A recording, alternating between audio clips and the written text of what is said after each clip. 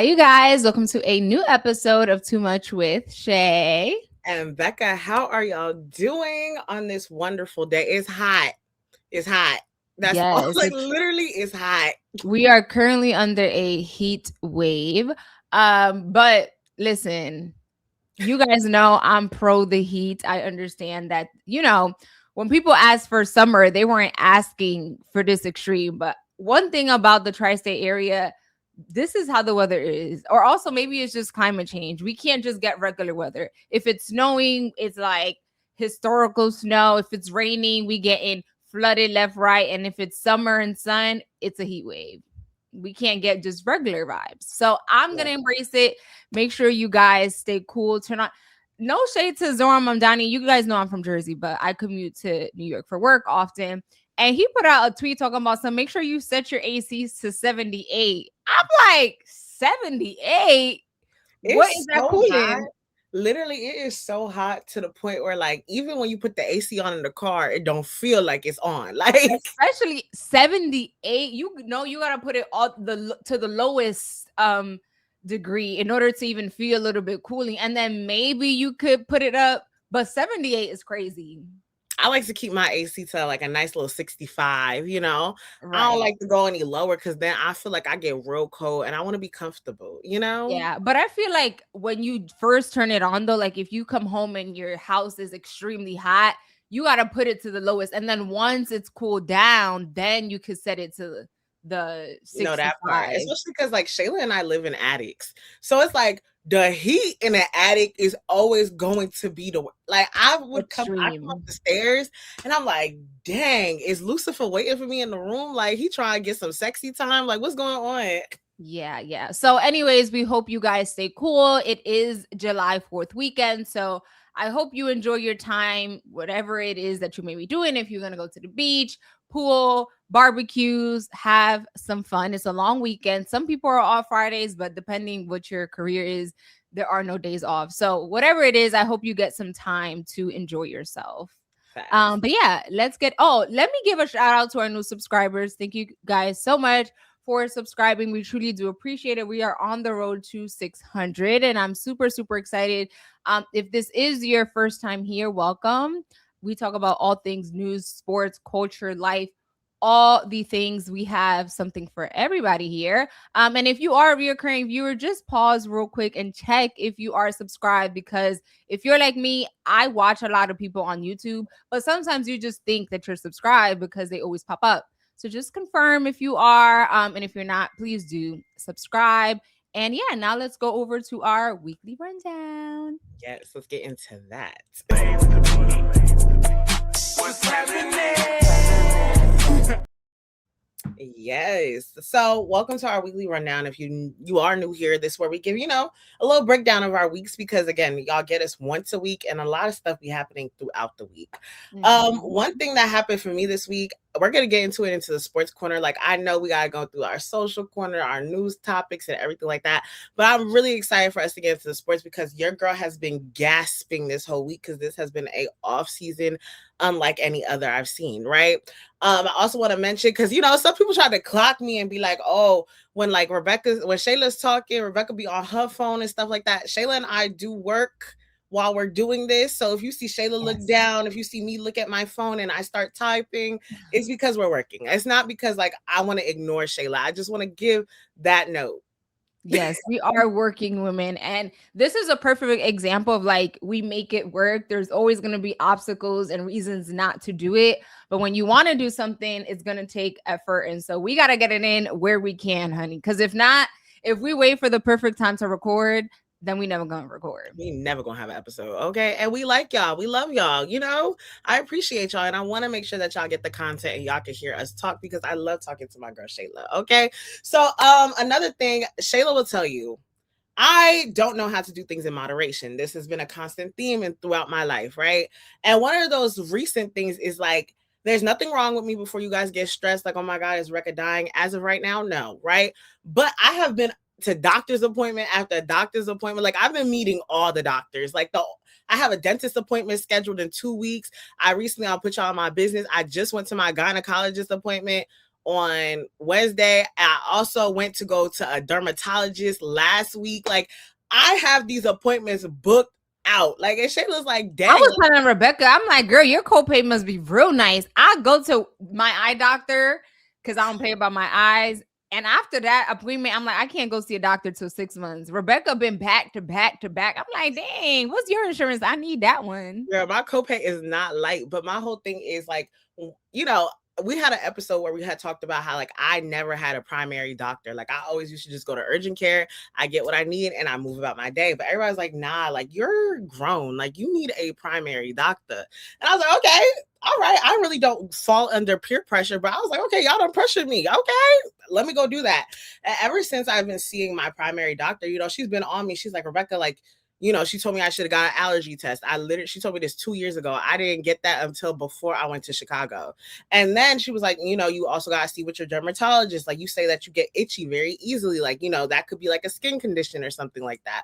So I'm like, okay, let me go do that. And then while I was there, they're like, oh, when's the last time you saw a gynecologist? I'm like, ooh, I'm embarrassed to admit the last time I saw a gynecologist, correct? And then they're like, you got to do that. You got to be on top of it. I'm like, dang, I just feel like I just got to be on top of everything. But the problem is all of them are like, okay, so we're setting up your yearly. So I'm going through that right now. That means next year I'm going back into this dramatic steps. Like, I'm going to have appointment after appointment after appointment.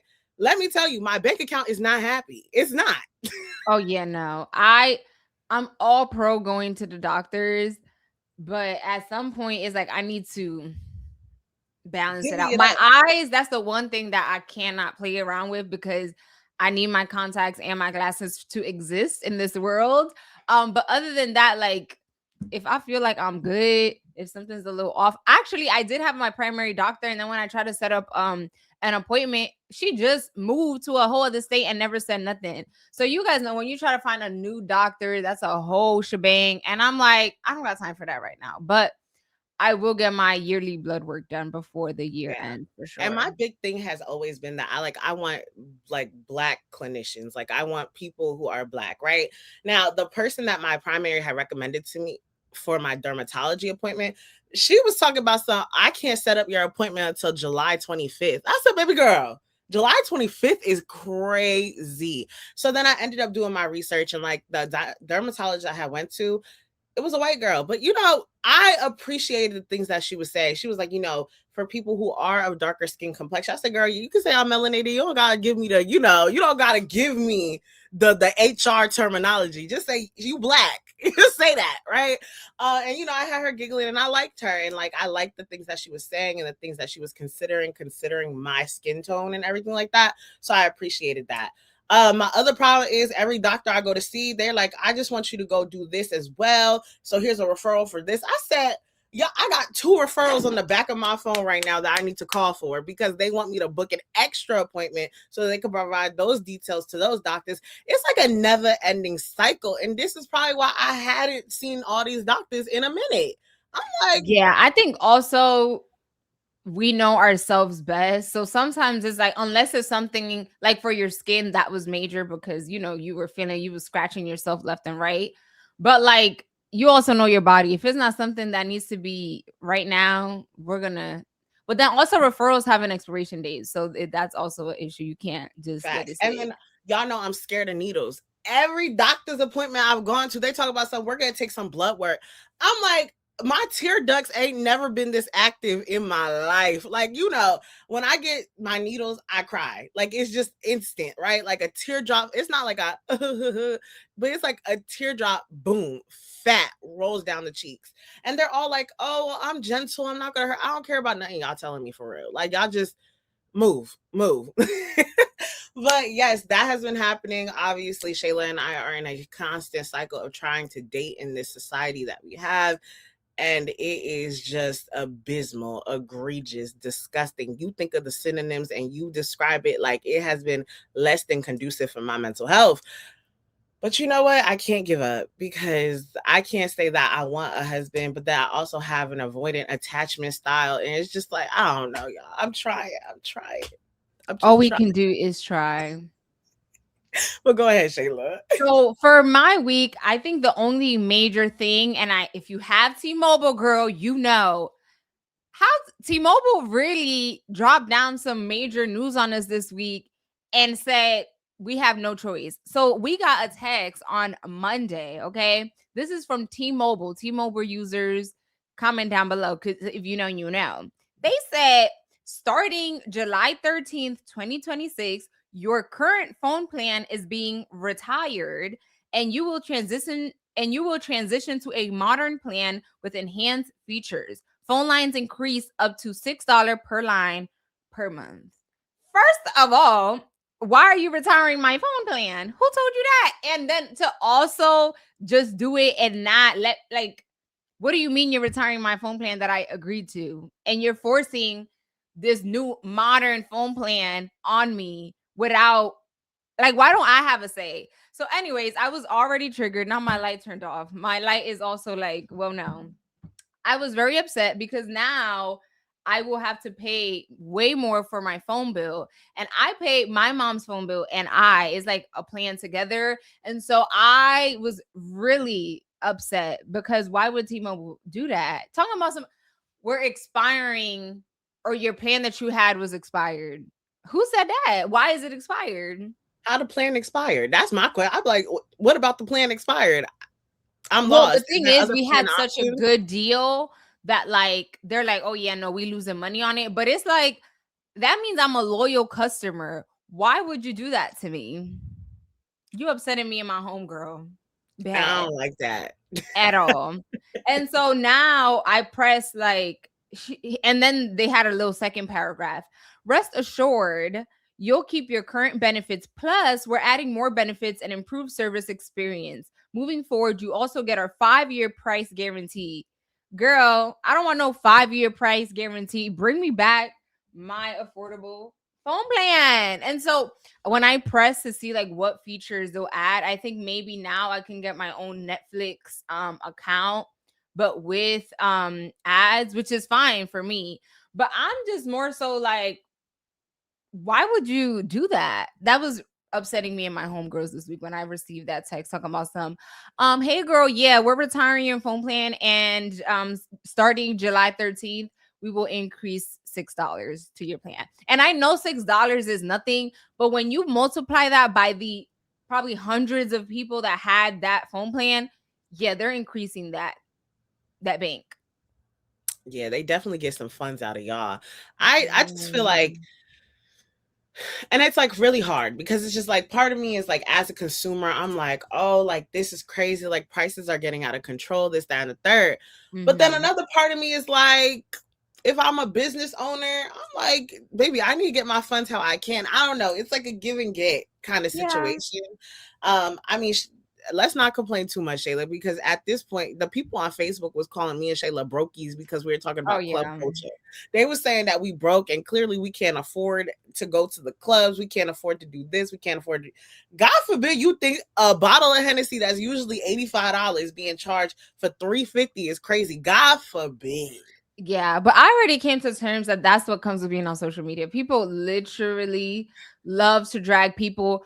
The people that were in the comments don't even have a photo of their face as the profile photo. So that already shows me I can't even respond to that because I don't even know who I'm talking to. You got a ring as your profile photo. You got a dang Halloween costume. Like, girl, I can't. Like, I'm all for back and forth. I love me a good debate, but I at least need to know who I'm talking to. Like, you calling me broke. Right. You can't even show face. That's the real broke. Okay, but yes, that is our week. Let us know, and I tell y'all this call to action all the time. Let me know how your week goes. Well, Shayla mainly says it, but we'd be like, let us know how your week goes, and then it'd be like crickets, church mouses, like nothing. I want to know how your week is going. This is all about interaction. I want to hear from y'all. I know Shayla usually sounds like pleasant and sweet with it. I'm not even gonna do all that. Tell me how you doing. I'm not asking because I just want to talk. I want to know. Stop playing with me. But let us get into our Right. news, right? And so this one thing that I saw, obviously there's a lot of things happening. If you are one of those people who are paying for student loans, then you know the recent news that came out about, our payment styles, our repayment plans are going to switch. We're going to be ending paying more so we can pay them off quicker, like this, that, and the third. There's a whole Allegedly. debacle with that. Allegedly, correct, right? There's a whole debacle with that. My whole phrase to that is y'all gonna get it when y'all get it. At this point, I've come to terms in life. I can't move off the directives of y'all. I can only move to the speed of my life because I can't keep up. I can't keep up. Every day it's something. I'm paying co-pays out the wazoo.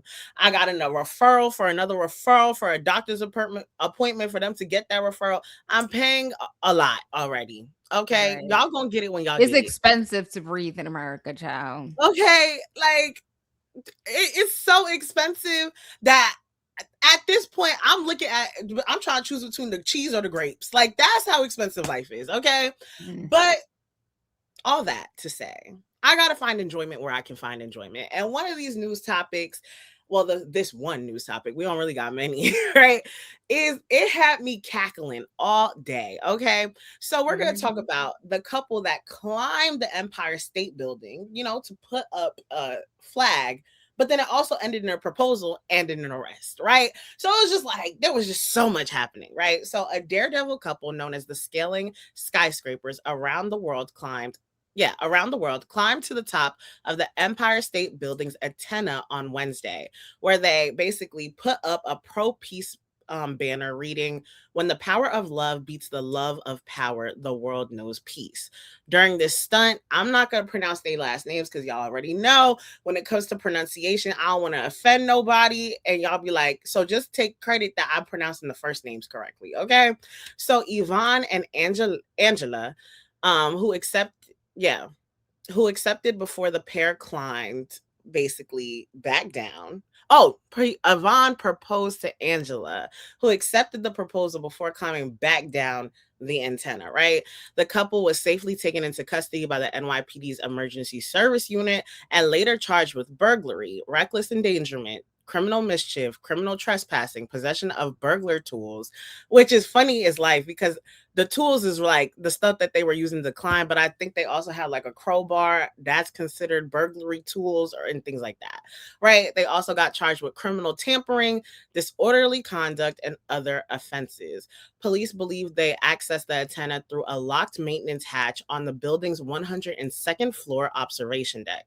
The incident temporarily disrupted visitors at the Empire State Building, forcing some tourists to evacuate and remain inside while officers responded, but no injuries were reported, right? So I just wanted to show you guys the photos really quickly. So this was them basically this is where he proposed and stuff like that. That's the couple, so you can see what they look like. And then I also have like the video of like the what's that thing, the flag that they were putting. That's basically like the flag. And that's when I was telling you, he said, when the love, whatever, and so have you. And I just wanted to play this clip as well, where the news report was showing, so y'all could see. Basically, they was high up. I was stressed for them. I was like, if they fall, they dead. Like, I'm terrified of heights. Y'all know I don't even play like that. So look at this clip really quickly. This came into our newsroom just about 12 o'clock is when we've got our first indication that this was happening. As you can see, they're still atop of the antenna. I want to go back down to the observation decks. Now, earlier we were looking down in that area to see if there were any indications of a police response, security response, also to indicate whether there was anybody being evacuated from the observation decks. And going down to some of the lower tiers of the roof, we can still see some people out there. It's, again, unclear whether they are being evacuated, whether people are still being permitted out onto the observation decks. It does appear people are still permitted outside. So going back up to the top of the antenna, those two people are still out there. They've climbed to the very top. We were talking earlier, this is something in the neighborhood of about 1,300 feet. I don't have the exact height on the top of the antenna, but that is the general height that we're talking about where these people are. Right. So like I mentioned, that was them at the top and it looked ridiculous. But Shayla, let me give you the real surprising fact about this. both Yvonne and Angela, well, her name's Angela, but no, yeah, Angela, but they also call her Angelina. I guess that was her, whatever. Both of these people who climbed to the top of the Empire State Building, why are they New Jersey residents? Baby girl, they're from East Orange, New Jersey. And as Jersey girls, right? When I saw this, I said, of course. Like, of course. Where else would they be from? Like, I was just so stunned. And I just need my future husband to know. He proposed to her at the top of the Empire State Building after trespassing, breaking in, and everything like that. And I saw some comments were like, "Dag, I gotta step my game up. I need to break into Area 51 and propose to my girl in front of one of the aliens, right?" And I need my husband to know we need to break into King Tut's pyramid, and you gotta propose to me there. Like, you gotta outdo this. Like, if he wanted to, he would. That's real. I think I love that they're from Jersey. My question is, first of all, I think this makes sense for them because I'm sorry for the background noise. It makes sense for them because they're known to do this. I believe they were featured in like a Netflix documentary that, follows this skyscraper and like going up to, in crazy, insane height buildings or whatever. So I hope they had like this was a part of their plan. Like they knew that they were gonna get arrested because they've done this before.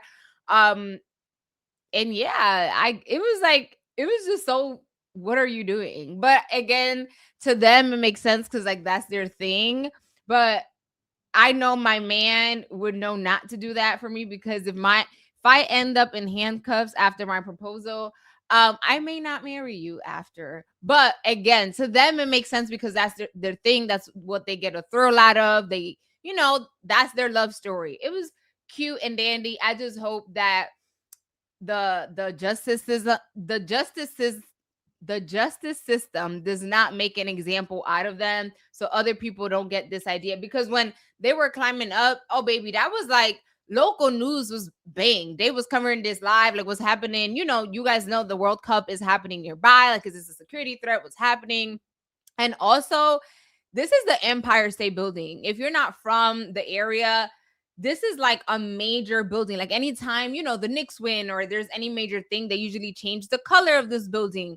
It's not just like another big tall building in New York City. It's the Empire State Building. Like there's supposed to be big security in this building. So I know whoever was in charge of security for this building that day, they may or may not have a job after all of this is figured out. Because how did they get there? You know how long it take? Like, what were you doing? Were you in a lunch break? Was no one?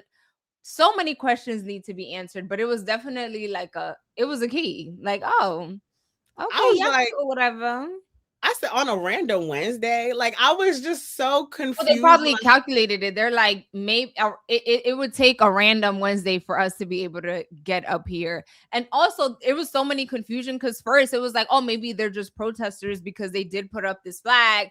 And then it turned out that on top of that, it was like a double thing. It was like, oh, yeah, we love everybody, peace, whatever. And then also proposing to my girl. So it was cute. Shout out to them. I hope that they make it out of jail before the July 4th weekend. So they can actually celebrate their engagement. Imagine celebrating your engagement in jail. I mean, you show up like, hey, actually, they probably take your ring too, right? I mean, I don't know how it goes. Evidence and stuff like that. Yeah.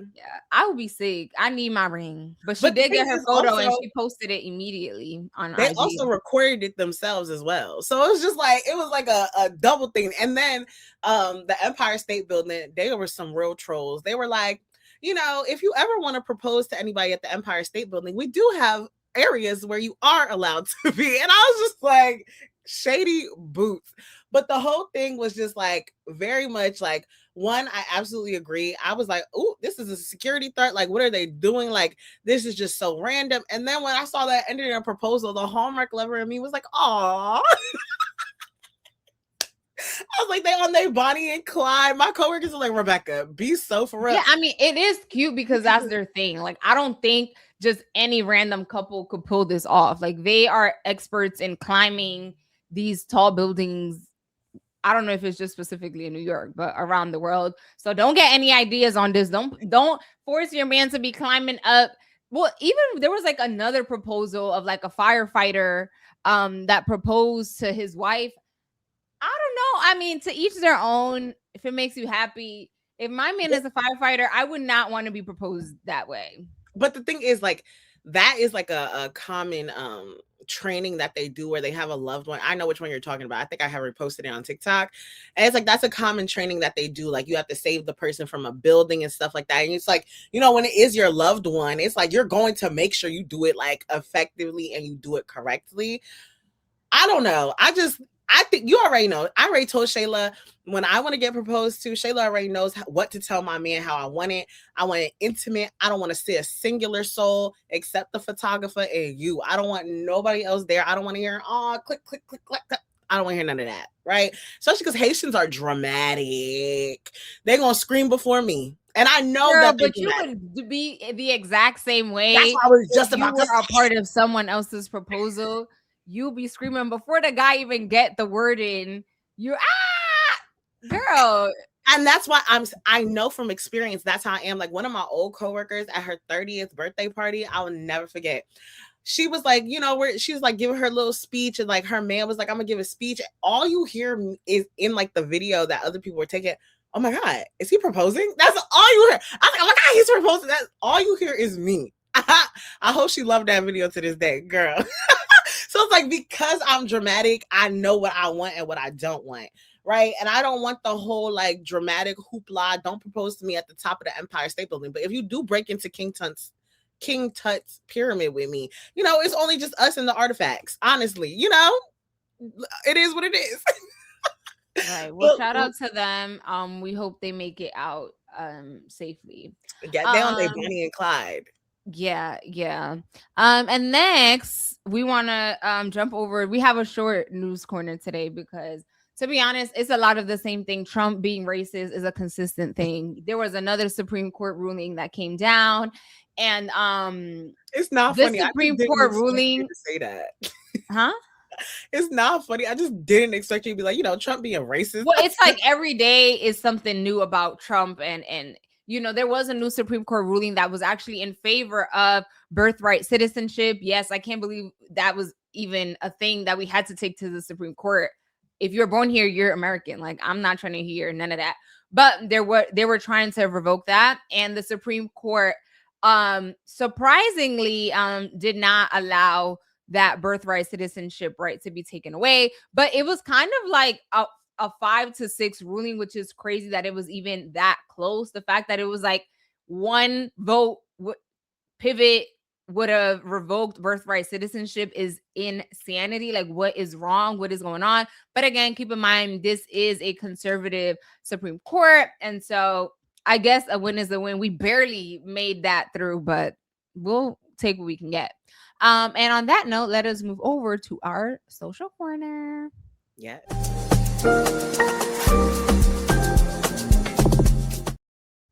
Welcome to our social corner. This is where we talk about some of the things that we've seen trending on social media, whether that be TikTok, Instagram, Facebook. We've seen it. We might want to talk about it. Before Shayla goes, I have been seeing all the conversations circulating about Love Island, and I already told y'all I don't want to talk about it. Shayla and I did have like a little thing because we saw it was trending so much about the girl talk about I'm TT, and me and Shayla was like, we cannot be in that situation, correct?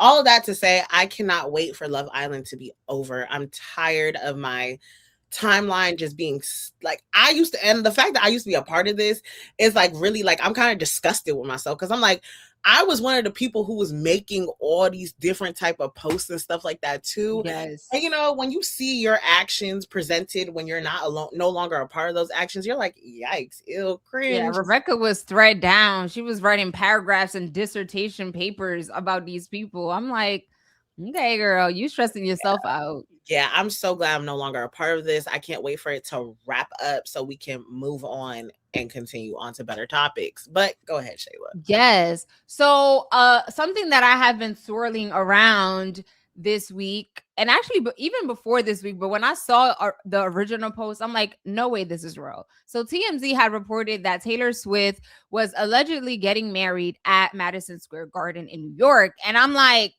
of course this has to be fake. If I have endless amount of money, why would I ever get married in Madison Square Garden? No shade to that Madison Square Garden, but maybe if you have some sort of correlation to it, you're an athlete, you're this, whatever, like, okay, it means so much to you that you want to get married there. Cue a few weeks after, mind you, when this report first started coming out, like the playoffs were still happening. I'm like, no way. Like, what? Fast forward to now, baby, more sources are also reporting that, in fact, Taylor Swift and Travis Kelce seem to actually be getting married in Madison Square Garden in New York City on July 4th weekend. And I am just like, I have so many questions.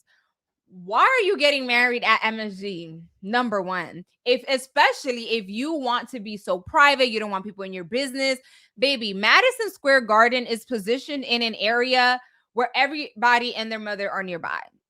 You're nearby all the media outlets.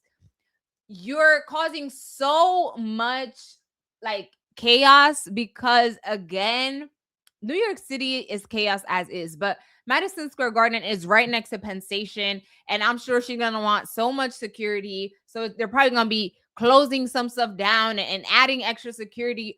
Why are you not getting married in like Italy or somewhere that's more beautiful? Like, I just have so many questions. I don't understand it. I feel like until the wedding happens, I'm still in denial. I don't actually think she's getting married there. Someone was like, I saw on IG, they were like, oh, so are they having the reception in the Applebee's or Olive Garden? Because these are like the restaurant, like the chain restaurants that we have nearby Times Square.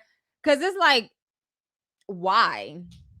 Yeah, like I've been seeing the reports. Like I had first saw it, like you mentioned, it had started around the playoffs, and I'm like, okay, that's random. Like that, I was like, to me, it doesn't make sense because neither of them, from the knowledge that I know of them, Right. neither of them has a connection to Madison Square Garden. Like it's Or just, even New York, even. yeah, like it's just very.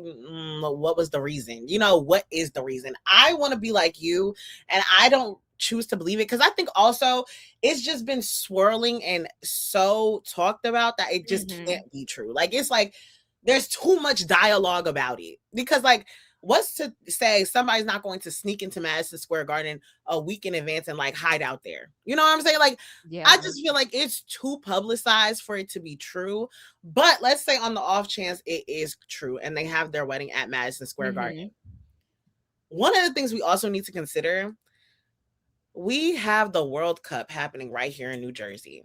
And if you don't know, because some people aren't from the tri-state area, on certain game days, they close down like Penn Station for travel, specifically for the people who are like, because of like, so much people are trying to get into New Jersey or like trying to commute back into the city, to like lessen all that headache of the travelers coming in for the World Cup, they like close down Penn Station for certain times. Now, I don't know what the match days are going to be or what day the wedding would be. And if it is happening during July 4th weekend, I can't speak to like the timing of all that. But it's like, we already are dealing with a lot. So like, it's just like, and this is why like so many people have those problems when it comes to Taylor Swift. Cause it's like you think you are the program, right? And like the thing is like we've already made it clear here that we're not the biggest, we're not Swifties, you know what I mean? But I know I'm not dumb. She is the program, right? Like she has a lot of people. It's like no matter where you go, you could go to West Bubble. The media is going to find you because they want to cover your story. But you're making it so easy to them. Like you're literally getting like you walk down 5 blocks and all the media outlets are there. Like I'm just so perplexed. And also, I don't care how much you judge up Madison Square Garden, you can do so much better in like somewhere else. Like what is your aesthetic? What vibe are you trying to go for?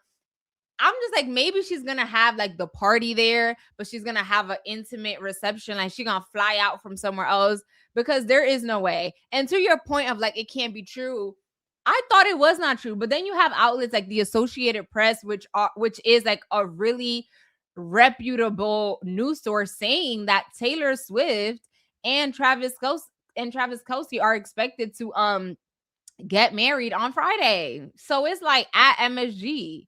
So when I see these stories, I'm like, I guess it's real.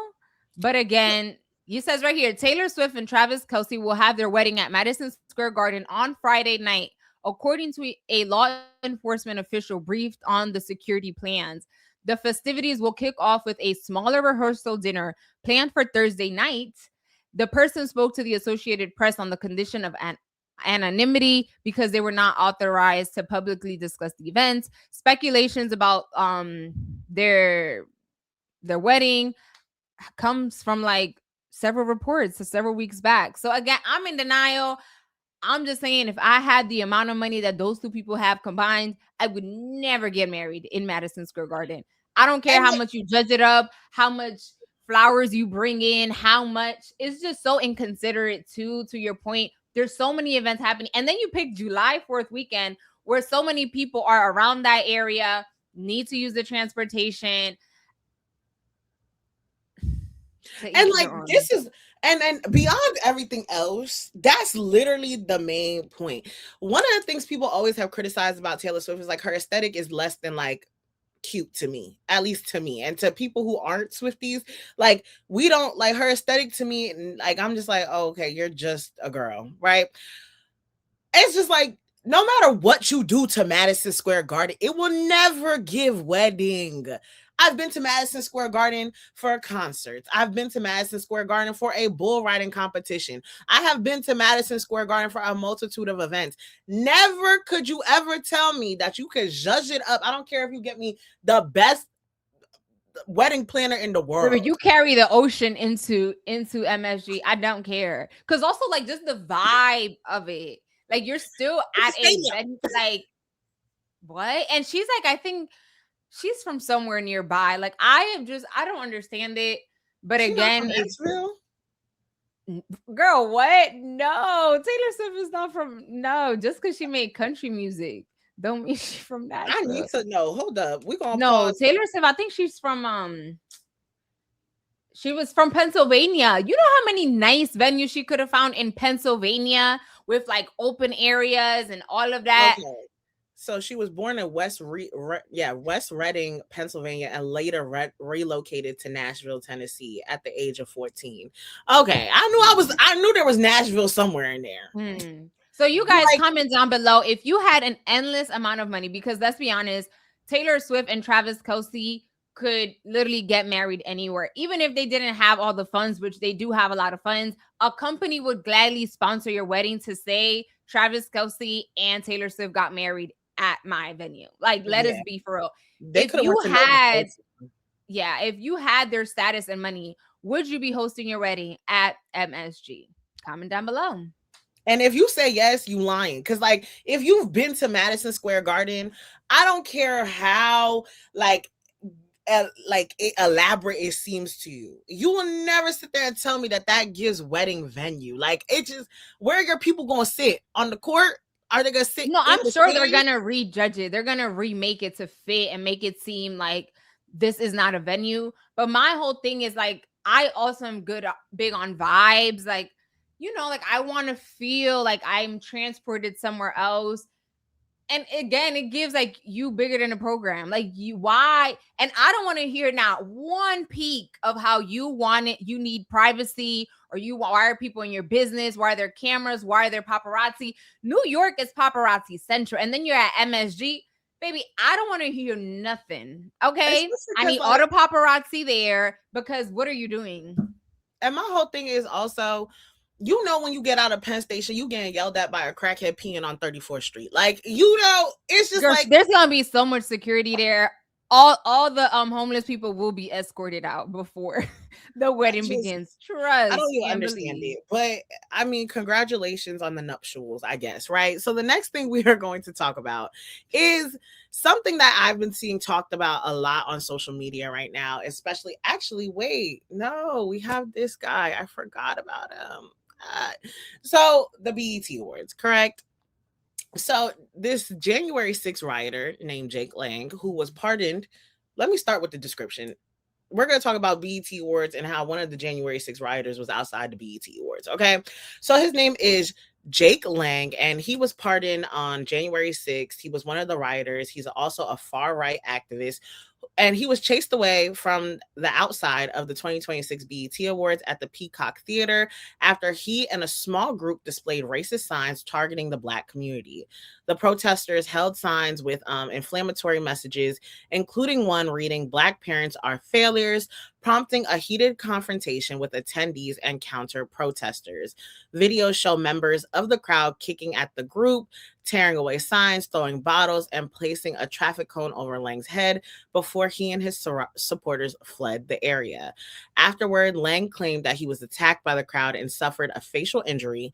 Critics argued that the confrontation was sparked by the group's racist messaging and provocative display, which also included Confederate and Nazi-associated imagery.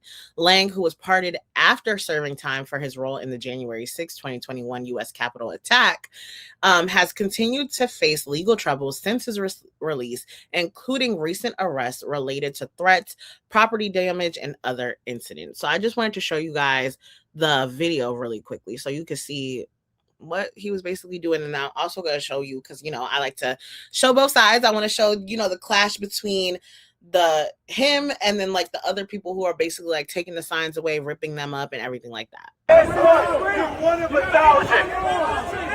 One of 1,000 Black fathers that are still in the home. Don't scream. Look. Does this look like all your rap music videos? Long grills, guns, drugs, weed, Percocet. Molly Percocet. Who said that? Right. And so I also want to show you guys the video with it's like a quick 15-second video of like the crowd basically coming back at them and like taking the signs and things like that.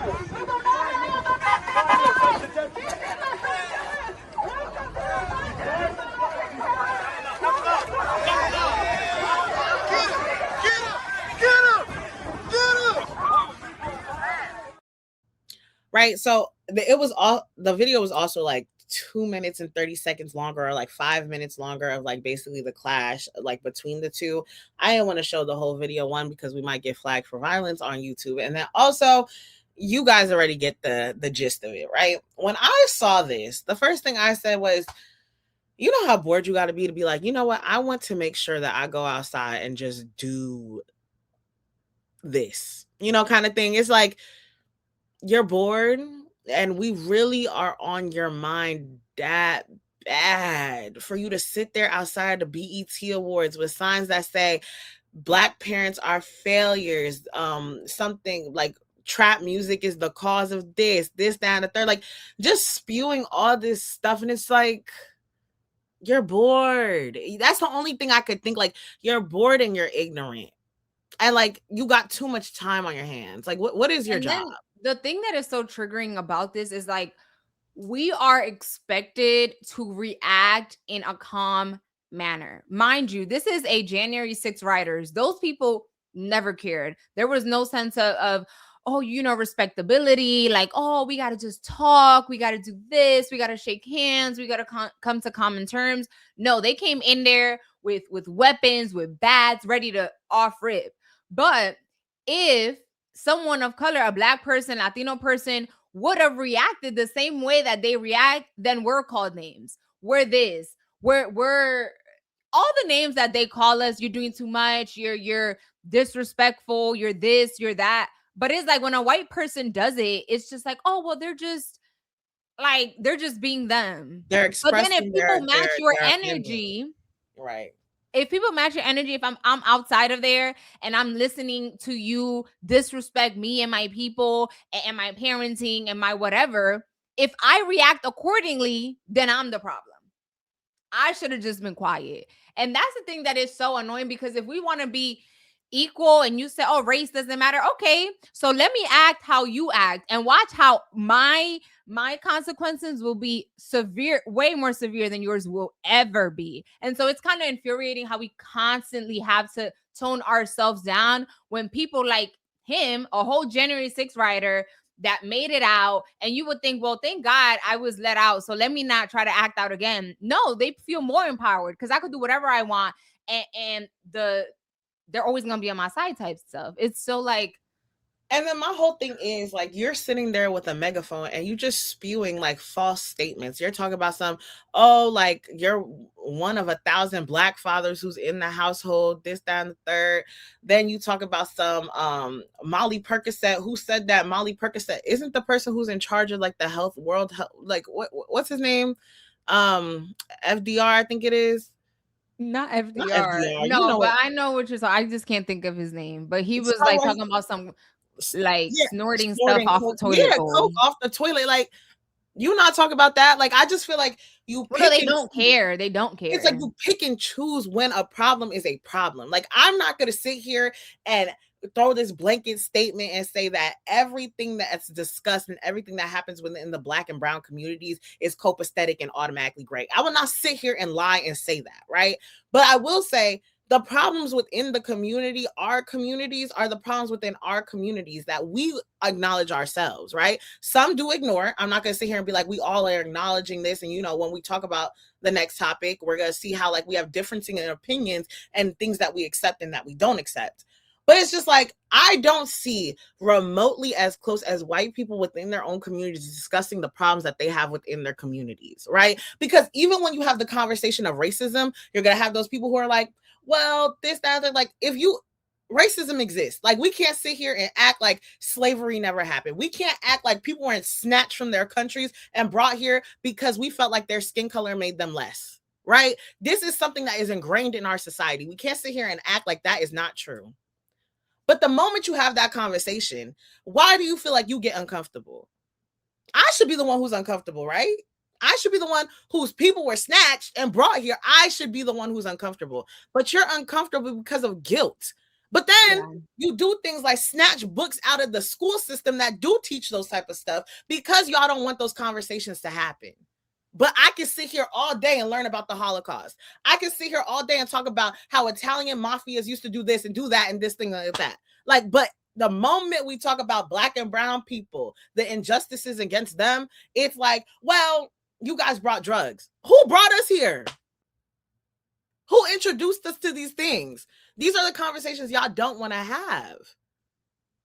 And that's what infuriates me. Because, like, I have yet to see a group of pro-Black protesters staring out the Country Music Awards.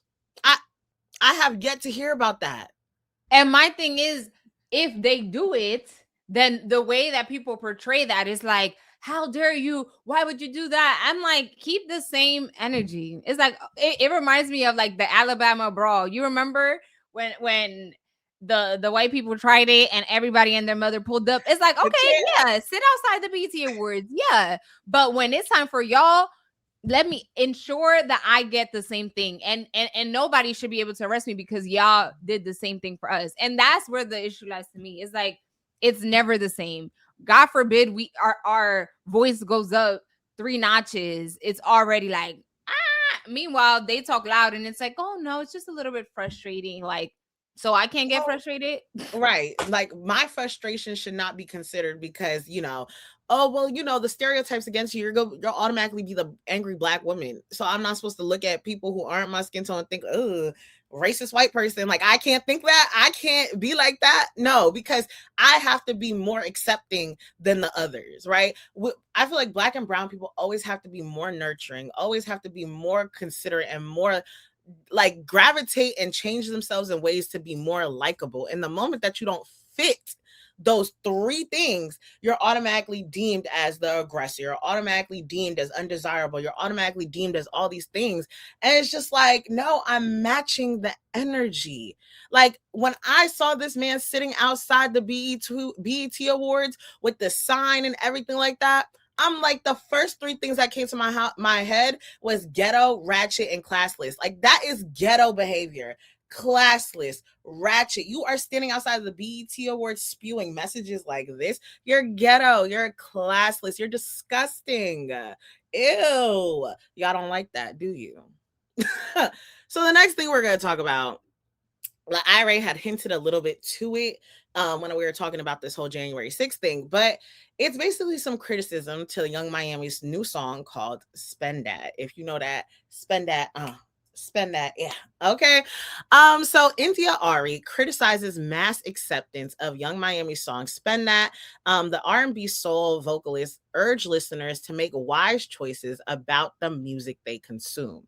So like I mentioned, she criticized the viral song Spenddat, arguing that its growing popularity reflects the mass acceptance of harmful messages in music.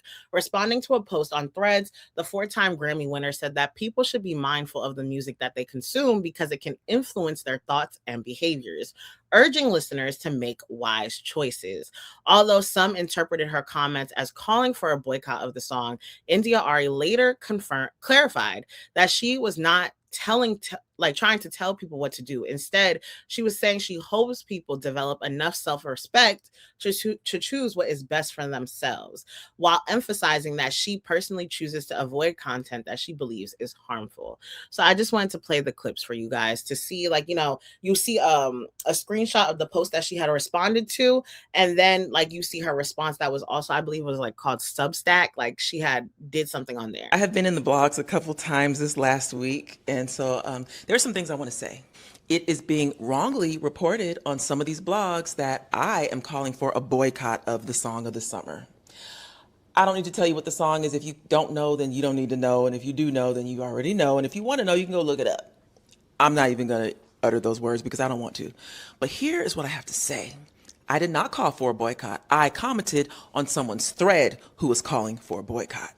I think people should learn how to do what's best for them. And that's what I want for people. Like, I want you to have an understanding of what's good for you and to have the love for yourself to do it. That's what I want. But also, who cares what I want for you? I know what I want for me, and I do what is best for me. Now, if this was 6 years ago, I'd have been trying to convince you how doing the best thing for you is easy and that you should love yourself and blah, blah, blah, blah. That is why you've heard me say so much this week and why I'm in the blogs this week. Because I have decided that I have lived long enough to share my wisdom. I am a wonderful communicator. I'm a good writer. I know how to express myself and say what I mean. And I've learned enough about human nature and about social media that I figured out how to phrase things the way that I need to phrase them to get my point across. And so there are lots of things I don't comment on that I have thoughts about. But when we start talking about the music industry, that's my realm. That's my realm. And so I have things to say, and I said it. And I said what I said, and I was clear in my comments. I know I was. And so you can go see my comments and know that I mean what I said. And also that, because everybody's not really a journalist. There are people who have blogs. And so when I saw this, I feel like this is constantly a conversation that happens throughout, like I would say, like specifically in Black and brown communities where we talk about the music that we listen to, the things that we accept. Like we were talking about earlier, that Jack Lang was talking about that. Who said Molly Percocet? And I believe that's a Migos song. I think it is a Migos song and things like that. And it's just like, I kind of get tired with this conversation because if we're gonna go based off of this, like people make it seem like this is like a generational thing. Like the music nowadays is just now being like so provocative and so this, so that. Like, do you not remember we had people like Trina? Like she said, ass so big like the sun. And what comes next after that? Like, we've had music like this over the years consistently. Like this is not something new. And it's very big on, if you don't like it, don't listen to it. If you like it, listen to it. And just because I listen to the song does not mean that I partake in any of that. So with this Yungmiami song, no, I don't think anyone thinks that this song is amazing, right? It's catchy. The beat is cool. Like, I like to see like how everybody's having fun with the little TikTok dances. Like that's what gravitates me to the song. I am not one of those people who likes to be a scammer. I'm not one of those people who wants to be with a scammer. I'm not one of those girls who's like, you got to buy me a Birkin bag before you can even get a lick of the coochie. Like, I am not one of those girls. So when I listen to Spend That by Yungmiami, I am not partaking in any of those activities. Let me be the first one to say that. But will I bob my shoulder to Spend That? Spend That. Yeah, it's a catchy little tune. I'm not sitting here partaking in that though. Yeah, I 1,000% agree. I feel like between Rebecca and I'm definitely the like, I don't want to listen to explicit music like that. But to Rebecca's point, I don't think this is like a 2026 thing. There has been years of this. I feel like this is a conversation that resurfaces all the time with Cardi B when she's like, wet, that wet PUSSY with Sexy Red. Like, yes, there are a lot of explicit songs, but it's like, there are the people that truly believe that you are what you consume, right? Like if every day you're listening to this type of music, you're gonna kind of accept these things, right? Like, oh, calling girls the B word in songs and how women are portrayed in music. Like if you listen to that, you're kind of co-signing that it's okay to call women this or to treat women like this. But then there's the other side of people that are like, no, I'm just listening to it because it is a catchy beat and I like the tune of it. For me, I'm just like, have I added it to my playlist? No. But if I listen to it when I'm outside, yeah, I'm a bop with it because I like the beat. But I literally do not do like I don't co-sign what she's saying in that song. And also it's like she's just saying that. I don't think she really means it. And again, like everybody should create their own kind of like values in their home with your parents. Don't depend on these celebrities to do that for you, right? Like if you want to instill the values to your kids to work hard and don't depend on a man, like that's the type of stuff that my mom poured into me. She wasn't looking to music to explain that to me. Like I think it's I don't, yeah, no. And will I say, there's also the other point that people are like, oh, music back then was so much better. I'm not going to lie. Sometimes I'm like, yeah, the lyrics, even if they were explicit, you had to kind of like, it wasn't so in your face. It was a little bit more like emphasis on the vocabulary that you use. Like you had to work a little bit harder to understand that it was kind of explicit. It wasn't so in your face. But again, these are the times right now. People like the explicitness, they like a cute little beat, and they want something that they could dance to on TikTok. That's it. And I think also we also need to understand why certain songs are as popular as they are. If a song is easily digestible, if you give it a nice beat, basic lyrics and things like that, it is typically going to go farther than someone who focuses more on lyrics, which is why like I had talked about it last week, how like people like Kendrick Lamar have a niche audience because like the way that they put their songs together and the way that they decide to use like certain cadences and certain lyrics and things like that, it makes you think more, which is why the people who like those type of things or like to think when they listen to music and stuff like that are always going to be a specific niche type of people.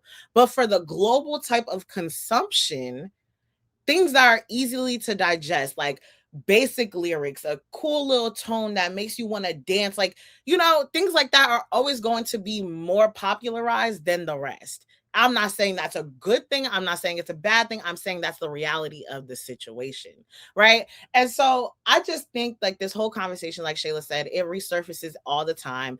And it's like, if that's the case, and I feel like we talk about it a lot through like, Black American culture, but like even there's certain Haitian songs where we dance to them, and like if you really sit down and listen to the lyrics, he's talking about somebody who beat on their wife, like but the way you dance to it, it's like you're not listening to the lyrics, like you doing like a little sensual movement because like you listening to the beat, you're not focused on the lyrics. And also I will say that we need to be okay with people having different opinions. Like I know a lot of people, I know, especially like Rebecca was saying, there's Haitian music that is real explicit.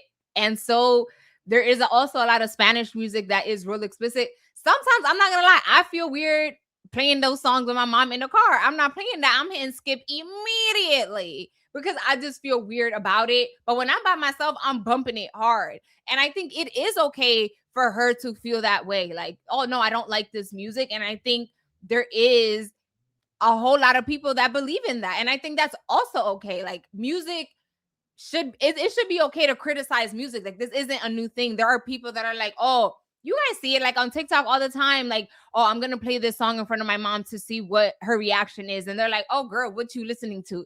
And that's okay. Like, I don't think you should have taken it that deep, because this is a reoccurring thing. And if you don't like the music, if you're on the side that the music that you listen to is what you're gonna become, then you don't listen to it. If you're on the side that is like, oh, I just listen for this, for the beat and for funsies and because I'm at the club, that's okay too. Like, why is it like, I think there are certain issues where there can't be two sides, but for this, it's like either you like the song or you don't, and that's it. It really is that simple. It's either you rock with it or you don't. You like it or you don't. Like, it's just that simple. And I think, listen, everybody's going to do what they want to do. People are going to have a think piece on different things of that. Like, whatever they feel to their heart's content is going to make them feel best. Go ahead and do it. I can't be mad at how somebody reacts. That is always like a motto that I spew on this podcast. But I will say it's like, it's a reoccurring conversation all the time, because there's the people who care and there's people who don't care. And at the end of the day, we're just going to move past it before this conversation comes right back up. So it's like nothing is going to change. Like, listen, you're going to feel how you want to feel. To Shayla's point, allow people to have their opinions. Just because somebody has an opinion that differs from you, I don't think that every opinion that I hear, I need to sit here and write a think piece on it. Do I agree? No. Do I understand where you're coming from? Yes. But at the end of the day, it's not mine. I don't have to live that life or that thought process, But let us get into the topics that I really do want to talk about, which is the sports corner. So let's get into that. You got 24 seconds and it's starting right now. Yes. So welcome to our sports corner. Like I mentioned earlier in my weekly rundown, this week has been hard hitting with the trades. Last week we had talked about the trade with LaMelo Ball going to the Minnesota Timberwolves, and then they sent Julius Randle to the Nets, and then they also sent Naz Reid to the it's the Hornets. Is it the Hornets? It's the Charlotte Hornets, correct? I think that's their name. Listen, y'all get it, right? Charlotte Hornets. Yeah. So they sent Naz Reid to the Hornets, and we were just like, oh my God. And we were also, me and Shayla were going through our little debate about Jaylen Brown. We were talking about, like, Shayla was like, Shayla was I don't know when it comes to her love for the Celtics anymore. I don't know where it's at. But we were talking about Jaylen Brown and how he's always a part of trade talks. And I was like, people never talk about Jason Tatum. But y'all, a trade has officially happened. So let me go to Shams' Instagram, because Shams has been breaking. Shams, I just want to give you your tens. I want to give you your flowers. You have been on go. Like, I don't know. I think he sleeps for 2 hours. And I just know that screen time probably has been on for I think he only put his phone down for an hour.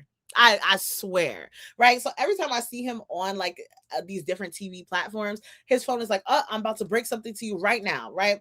So the blockbuster trade that recently happened was Jaylen Brown going to the 76ers, and the 76ers sending Paul George and some draft picks to the Boston Celtics. Now, when I saw this, there was so many conversations that were happening about Jaylen Brown, where could he potentially go, and how they wanted to throw him in the Giannis trade, and then Celtics missed out on that because they weren't willing to give up more and things like that. And then Giannis ended up going to the Heat.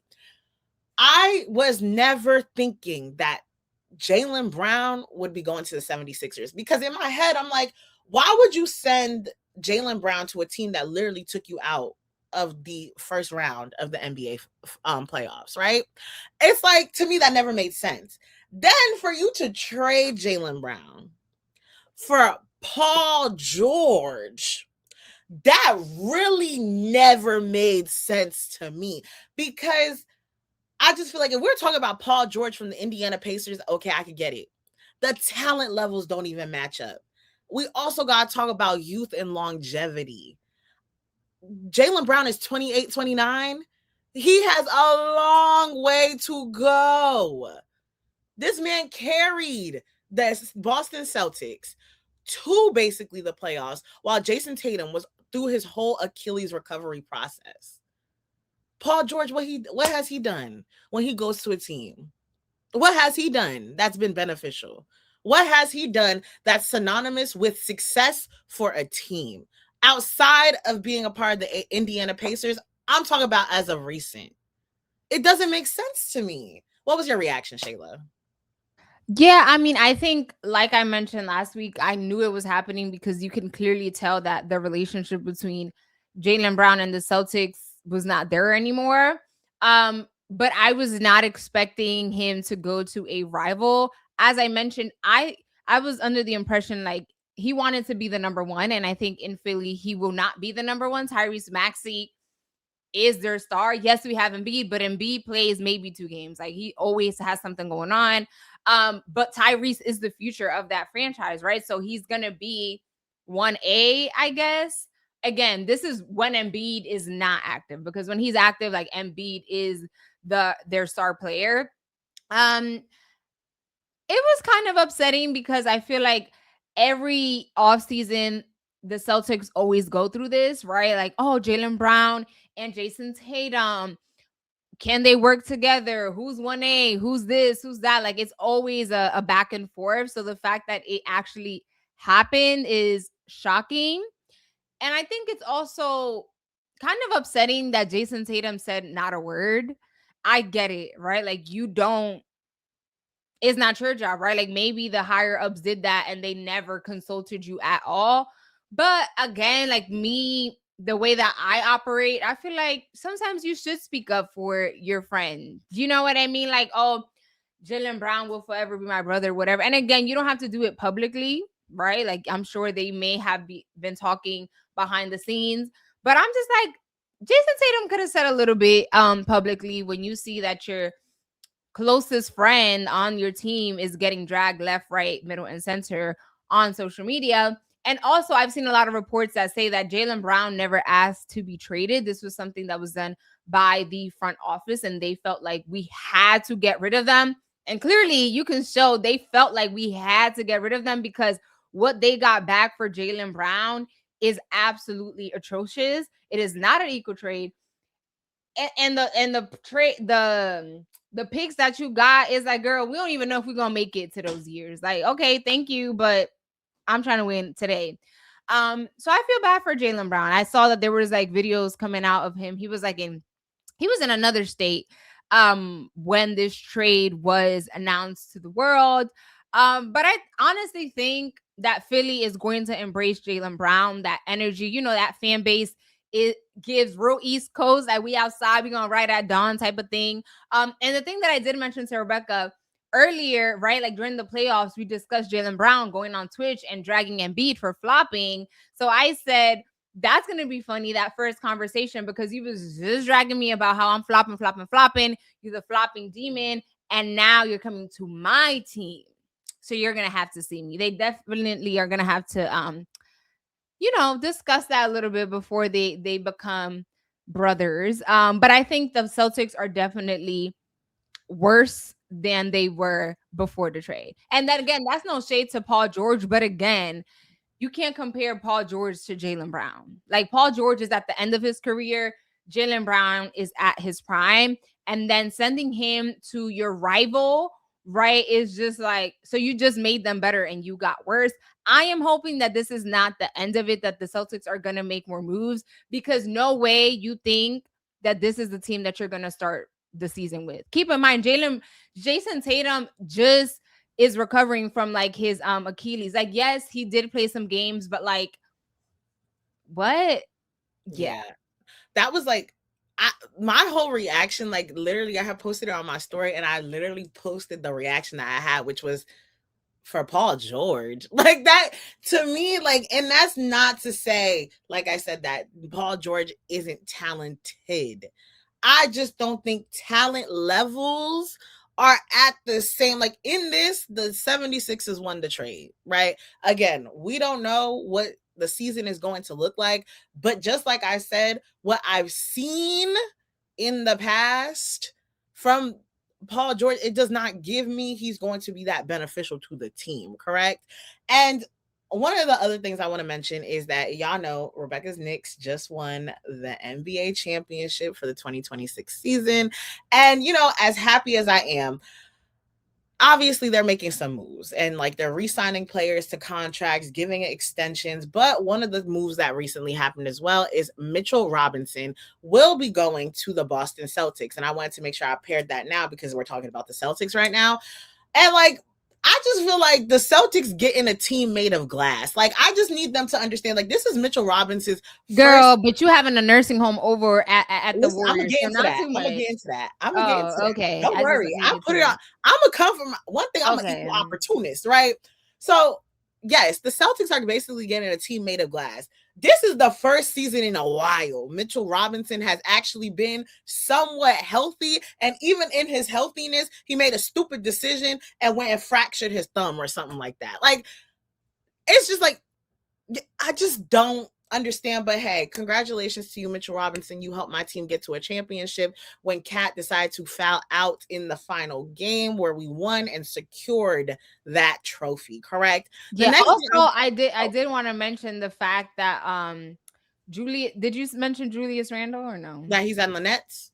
Yes, I think that's so ironic because I don't know how true this is, but someone on Twitter was like, oh, his wife was talking about how like, oh yeah, I can't wait to leave New York or something along those lines. People lie. So that might be just all a lie. But in case it is true, it's like now you not only are you back in New York, but now you're on the team that no one really supports for real. And no one really pays attention to, kind of. I feel like the Wizards are kind of getting more status. Like they used to be that, but like now it's definitely the Nets, right? And the next trade that I wanted to talk about that kind of shook me. And it just shook me because like I want the best for this person so badly, which is Ja Morant, right? And if Shayla and I have talked about it, I don't know if Shayla still believes this, but like I really swore that was our cousin in our head. I'm like, I want the best for him, mind you. His off the court stuff did have a lot to do with a lot of the problematic things associated to him. And it's just like, I just want the best for him because I know he could be so talented. From what I've seen from 2023, because 2024 was a little, and then 2025 he really didn't play because he was injured and things of that nature. But it's like, I just want the best for him so badly. And so when I found out that they were sending him to the Portland Trailblazers, my first instinct was like, oh, okay. And then the second thought was, I don't see how this is going to work. The Portland Trailblazers have too many point guards on the team as is. So it's like, to me, y'all really got Damian Lillard. And then I forgot who else they added. They got another dude who's like a primary ball handler. Then you get Ja Morant. It's like, I don't see how he's going to fit.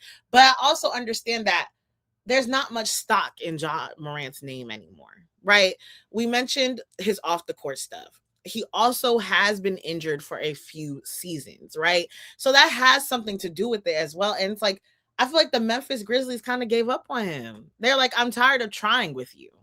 Yeah. I feel like this is great for him, to be honest. He just needs a new beginning. Regardless of like, they'll figure it out. Yes, it's too many point guards, but again, this is really the beginning of the offseason. So there's still many moves to be made. I just felt like Ja Morant needed to leave the Grizzlies because they already cut him off. It's too much. It's too much baggage following him there. Every time he did anything, it always came back to a previous something he did with the franchise. Given just because you switch to a different franchise, yes, I do understand that the baggage is going to continue. It's going to follow with him. But I just feel like he needed a new beginning. He needed it. And he's still so young. He can start all over. Yes, Damian Lillard is great. But again, he's also someone that is injured often. But again, so is Ja Morant. They all be. And I agree with you 1,000%. He did need a new start. My problem is because he has been so inactive on the court because of like injuries and things like of that nature. And you also got to take into consideration a lot of the off the court stuff, that not just him, but also conversations surrounding his father and things like that. Like you got to take those things into consideration, which is why the stock value in him is why he landed with the Portland Trailblazers. Had his stock value been something more and the conversation had been a little bit better, he could have went to a team like, I don't know, who's missing a point guard right now? I don't even know what team is like that needs him right now. He could have went to the Hornets. He could have got paired right back up with Jackson. I forget his first name, but he's on the Utah Jazz right now. They could have sent him to the Jazz, but then again, there's Tyrese Halliburton, but he's also coming back from injury. So it's just, I don't know. I didn't like this for him in terms of like, because I just don't see much success happening for him in Portland. Do I agree with you? He needed a change. Absolutely. But I just don't feel like Portland is the place for him, right? Did you want to add something before I go to the next thing? No. The next thing we got to talk about that's been really big in the NBA as well is LeBron is now a free agent, right? So the Lakers have officially like made these moves and have come to this agreement where basically everything is going through Luka now. Luka is the star of the Lakers, and now we're going through him. We're going to make sure that we build around him so that he is successful. I believe they also signed, what's his face? Oh my God, what is that little boy name? I forget his name. Is it Austin Reeves? Yes, him. First of all, little boy is crazy. Girl, I know, but I was blanking on his name, right? And they also signed Kessler, which I saw Amon Shumpert talk about. He was like, the Lakers got no personality. They basically like the Lakers. He's like the LA Jazz, right? Like he's like, they boring. Like they don't got nobody. They don't got that firecracker person who gonna be on the team, because they also Marcus Smart. I mean, Luka has personality. Yeah. I mean, when you see him on the court, he ready to. Yeah. It's the smile and like the smack talk for real, yes. But like they don't have that person who's like rah with it. Like, I guess like you could say like the adjutant, right? The Knicks have a Josh Hart, they have a Jose Alvarado. What's it called? Who else? Like the Spurs got a Stephon Castle, but they also got a Dylan Harper. They got the players who going to give you that like gritty type of personality. I'm not to say that Luka doesn't do that, because I've seen him in certain instances. I just don't think it can always just be Luka. You know what I'm saying? I don't know. They were also talking about on First Take, like who's the pressure more on now to be successful, if it's going to be Jason Tatum or if it's going to be Luka. And I feel like it's going to be Luka, because now that y'all have officially, you and LeBron have both agreed, well, not Luka and LeBron, but like the Lakers and LeBron have officially agreed like to go there. No, I think LeBron was the one that said, y'all be easy, I'ma go. No, they basically came to an agreement. They came to an agreement because they were like, thank you. He's like, no, you thank you. Like, it's just like y'all both agree. No.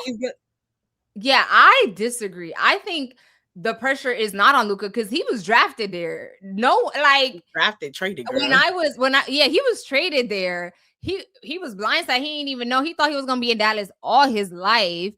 And then when I did get traded here, I thought I was going to be with LeBron James. So it's like, I think, yes, personally, you obviously feel more pressure because now LeBron James is not there, but he ain't have a choice.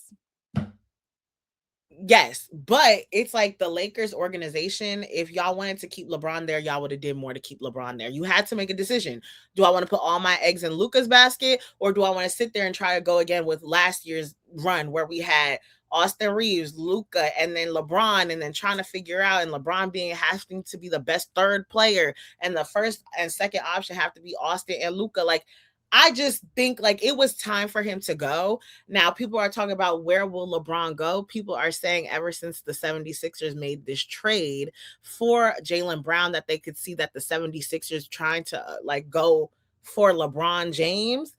I don't think LeBron is going to go to the 76ers, but I also never would have thought Jaylen Brown would be going to the 76ers. So I don't really know. There also is the conversation. We're going to get into my Warriors now because they're pissing me off from hell and beyond because they want to be a nursing home so freaking bad. They re-signed and gave an extension to Kristaps Porzingis, which I don't understand, right? They also what's his name? My uncle Draymond Green has agreed to be a free agent, which also allows for some wiggle room for finance and things of that nature to be happening so that they could attempt to get LeBron James onto the team. But we also have to remember Stephen Curry is going to be 38 this year. LeBron James is going to be 42 years old this year. I believe Draymond Green is 36 or he's going to be 36. It's like, not to say that they're not talented. They're still talented and better than half of these regular players who do come into the league. I get that, right? But also, there's something to be said about youth in terms of body recovery, right? Your recovery time ain't the same. I could take a glass of strawberry Hennessy mojito right now, and the way I used to drink it when I was 21 is not the same way my body will recover at 28. It's just a part of life, correct? And I just think they don't have enough youth. They don't have enough youth. And they just, I don't understand what my Warriors are doing. I don't get it. I don't get it. I don't get it. I hate this for me. But I love my Knicks. So at least one of the two people going to make me happy this year. Okay. And that's if. I need to see who the Knicks are going to get to replace Mitchell Robinson, because as much as I love Cat, one thing about it, he loves to get a foul. He loves to have 3 fouls by the first quarter, and then you got to put somebody in as a backup. And another thing I want to say, running back on the Mitchell Robinson thing, the Celtics were real quick to do a hack of Mitchell Robinson because he sucks at shooting free throws, but y'all was so quick to come and get him. I can't wait to see how this works out for y'all, right? And we're kind of going on, like, we're talking about a lot. The next thing I wanted to say is that Kawhi Leonard, he is going back to the Raptors. They traded him. Well, he was a free agent, I believe, or whatever. He left the Clippers, and now he's going to be back with the Raptors. And if you remember, with the Raptors, he did win a championship because they beat my Warriors, but that was just another topic for another day. And then Tobias Harris from the Detroit Pistons is going to go to the Spurs. Now, Tobias Harris, he did real good during the regular season. During the playoffs, that man disappeared. He was no help to Cade, okay? They were trying to, because the problem is Detroit Pistons don't have a good number 2 option, right? And then you got Jalen Durant, I think that's his name. He talking about he's open to going to the Sacramento Kings. I said, that's so random. People don't usually try to go to Sacramento, right? But all of that to say, this offseason has been a lot. I've been talking a lot. I've been stressed every day. Every day I find a new reason to gas because, if you are into basketball and the persona of a lot of these players and the attributes that they have and the talent levels that they have going to certain teams, I'm like, I never would have saw that. I did not see that. But it's going to be interesting to see. I can't wait to see where LeBron goes because, like I mentioned, there's conversations that he could be going to the Warriors. There's conversations that he could be going to the Cleveland Cavaliers, or people are saying he might return to the Heat. But one thing for certain, wherever LeBron decides to go, that is most likely where he will be ending his career. Exactly. Yeah, and I also want to mention, I would be shocked if he doesn't stay in the West Coast. Like, if he comes to an East team, I would be shocked, to be honest. But and I do want to mention. Sorry, I was just gonna say really quickly. Everybody thinks it would be like a storybook ending if he decided to go back to Cleveland. Everybody thinks it would be like amazing, but then everybody also is saying like if him and Stephen Curry get together, it's gonna be like the U.S. Olympic team basically get together again. And like he hasn't had, like, the last time that LeBron had so much fun was when he was playing with Stephen Curry, and then people are saying he also is not going for the money, he's going for a lifestyle choice. And he was with the Lakers, his family's in LA, so they think that he might try and stay there. Yeah. I also do want to mention before we go to our wind down is that in the WNBA front, the WNBA's Commissioner Cup happened this week, and the New York Liberty did win. I think it is very important to mention that A'ja Wilson did not play in the game, which I think obviously when you're playing the Aces, A'ja Wilson is literally that girl. So the fact that she didn't play, played a role in this, but at the end of the day, the results happened. I didn't check into this, but why didn't she play? Was she injured? She had a leg injury, like from a prior game. And obviously it's still like the season is lots of games left. The Commissioner Cup is something that they started to kind of like make the regular season games seem more intense. Now it's happening also in the male Spectre, like when they change the court and do all of that. But yeah, shout out to the New York Liberty for winning the Commissioner's Cup. And yeah, let's hope that continues. Yes, so let us go to our wind down. We haven't done this in a while, so if you are new here, I can't wait for y'all to see this graphic because I love that I created it. It's so cute, it's so adorable, and it's just gonna be a quick question that we also want you guys' takes on. So let me click our wind down transition.